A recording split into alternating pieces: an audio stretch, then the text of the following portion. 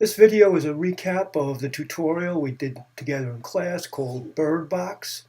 But before we start the tutorial, we're going to address the folder itself that you received as a zip file. And in this file, we're going to put a couple of folders to get started and organize our project.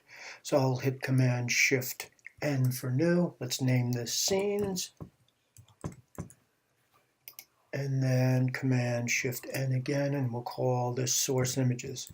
And we're going to put our imagery inside the source images. And we can leave the sample of where this will lead us outside by itself here. All right, now we're ready to jump into Maya. So the first thing we need to do is bring in the template drawing that we'll see in a moment, but we need to apply it to a image plane. I'll hold down my space bar. I'll go to Create Free Image Plane. On the right hand side, I should see the attributes to import the image down here where the yellow folder is. If I don't, I could hit Control A on the keyboard and jockey back and forth till I see the window that I need to import that image. I'm going to click on the yellow folder. I'm going to go to my project folder. I'm going to go into my source image folder, and you'll see 3 images. We want box template 1_18. This is the red and green template. I'm going to scale this up a bit. Again, this is very subjective, but I will go into the front view where I'm looking directly at the template, and I'm going to use my move tool and move it on the y-axis so that the bottom of the green box is against my x-axis, so that when we create our box, it'll be on the image plane XZ axis.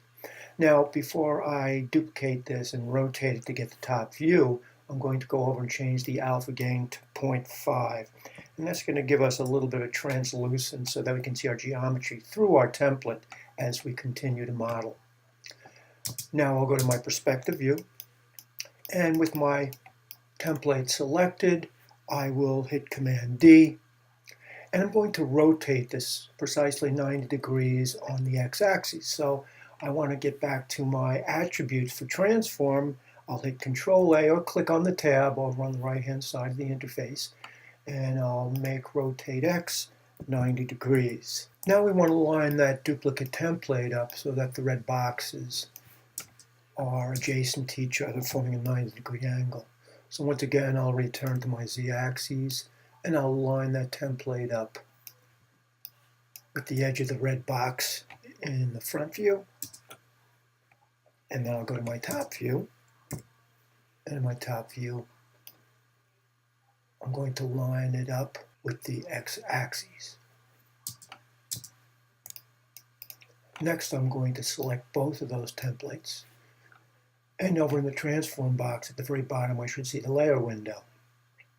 I'm going to click on the very last icon in the layer window, the white plane with the blue ball, and then I'm going to double click on the word layer 1, name this layer template. Now I'm going to lock it down so that it doesn't move about when we model our box. Over in the layer window, next to the letter P, there are 3 boxes. V is for visibility. The very last one that is blank, I have 2 options. Transparency, or R to restrict or lock it. When I click on R, my content or my templates cannot be moved around. Now we're going to create the geometry to make the box. We're going to go to Create, Polygon Primitives, Cube, and I'll put a cube in. I'll start to scale this up to fit that template. Now the easiest way to start, I believe, is to go to your top view and place that cube over the red top of the file. And with our scale tool, drag it from the very center of our vertices till we get the scale we want, and then position it. Now I'm going to go to my front view. I'll hit A on the keyboard to zoom back on everything. And I'd like to have the box against the x-axis where the box bottom would be, relating to the template that's behind it. Now, I'd like to be able to look through the geometry so I can see my template as I work. So in any of the viewports, you'll see these two little interlocking white boxes that look very much like the multiple selection choice in Photoshop. When you click on it, you'll get a translucence to your geometry. I'm going to hit F on the keyboard to zoom in on the box, and I'm going to put the pivot down at the bottom to scale it. So I'm going to hold down D and V, and I'll drag on my y-axis to snap center point to the bottom of the box.